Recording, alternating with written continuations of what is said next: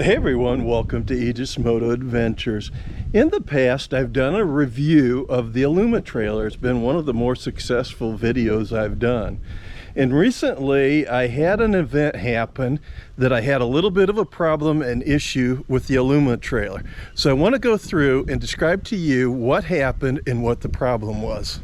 The straps that hold up the rear of the trailer, the ramp and tailgate portion of the trailer here, when I was going through downtown Atlanta on I-75, which is not a good place for this to have happened, I suffered a catastrophic failure of those straps, and they actually tore apart, as you can see here. And then these two longer pieces were dragging on the ground. And this is kind of unusual because normally with two failure points, they wouldn't go. One would go maybe, and then the other one would hold the tailgate up no problem, or the ramp, as you would say, maybe. But in this particular case, both of them failed. Now, if you happen to see my other videos, the review on the trailer and some of the upgrades I've done to the Aluma trailer, you will remember that I bent these straps by hand to make them fit just a little bit better and cut down on the wear that the straps were having. And part of what happens when you bend aluminum, you create a stress point. Now, the stress point here should have been in the bends, but in this particular case, they broke loose on the straightaway. But what's interesting is that when it broke loose in the identical spot on both sides. That's kind of unusual. When the straps failed, the ramp fell down to the pavement, and I was dragging this, and with the van, there's no way to know that that's going on. So I had people kindly honk at me and wave me down. But the ramp suffered a little bit of damage from being drug along here, and I've reworked all this. I've done some grinding and some filing to get the damage across the back of the trailer here fixed up, so that it it's nice and smooth and nobody will get any cuts if they get any of the burrs. And I don't think it was dragging for very long because there's really not a ton of damage back here. The biggest damage was probably to these center tubes here, and it bent these up, but I did some grinding to grind them so that they're smooth again. But it left a little bit of dent here from the heat. There is one other problem with the aluminum trailer, and this has nothing to do with the failure of the aluminum straps. It has to do with this pin here that the straps go on. This has been suffering a lot of deformation in here due to galling, because aluminum against aluminum will gall. So what I've done here is I have replaced over the top of this a bronze bearing.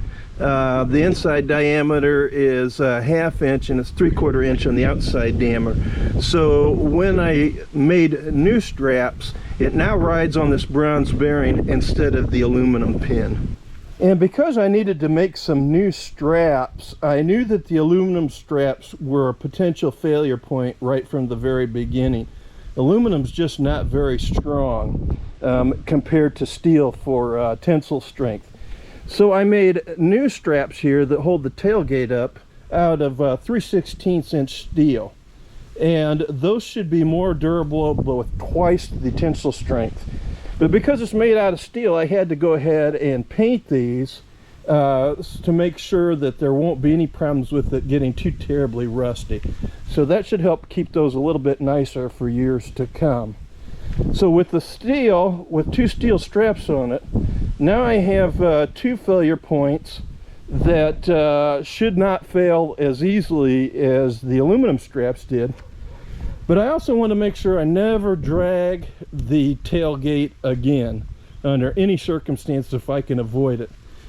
So I went ahead here, and as you can see, I've mounted a chain up here that allows me to go ahead and make sure that even if the steel straps were to failure catastrophically, that the tailgate should not drag, that the chain will pick that up.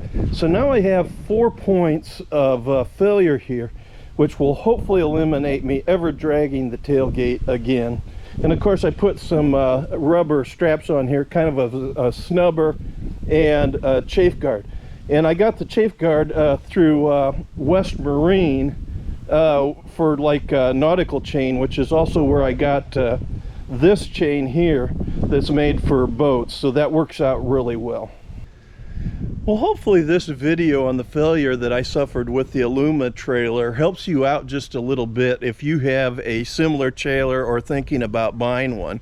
You may want to make a replacement right up front if it comes with the aluminum strapping that holds that ramp up, or the tailgate as I call it, so that you don't suffer the same type of fate that I suffered.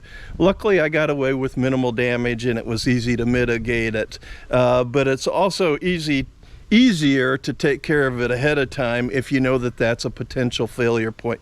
So hopefully these tips helped you. We'll see you in the next video. Take care.